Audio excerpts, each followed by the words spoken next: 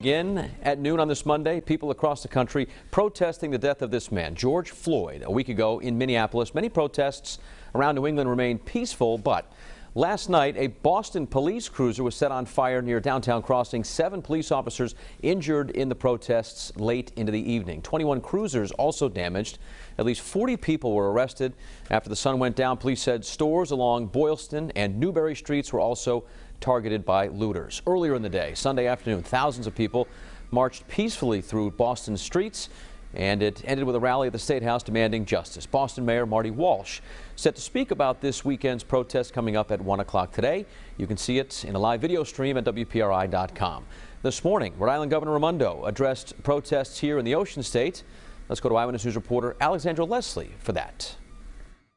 The governor felt this topic needed to be addressed outside of her daily COVID-19 briefing ahead at 1 o'clock, adding that what's happening in Rhode Island and across the country is at the forefront of her mind.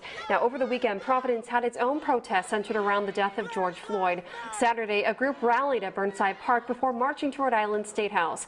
Police reported a largely peaceful rally with no arrests made. But much later that night, acts of vandalism were reported at the State House. Rhode Island State Police responded to find explicit messages spray painted on the State House steps and entrance, and 2 glass doors were shattered. Then, police say about 50 protesters were assembled. On a phone call with reporters this morning, the governor said she spoke with African-American faith leaders over the weekend, saying the theme of those conversations was about pain and anger, and that what's happening needs to be a wake-up call for everyone. The governor did not have any new policies to announce, saying she will first commit to engaging and listening to concerns of young people and people of color. As a white woman of privilege, I don't know what it is like to be fearful of going for a job and being discriminated against or attacked just because of the color of my skin. I don't know.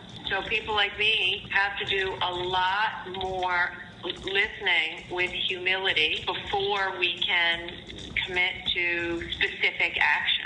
Of the vandalism, the governor said any form is unacceptable and that those who participated will be prosecuted. However, she did note what's driving the vandalism itself needs to be acknowledged. I'm Alexandra Leslie, Eyewitness News.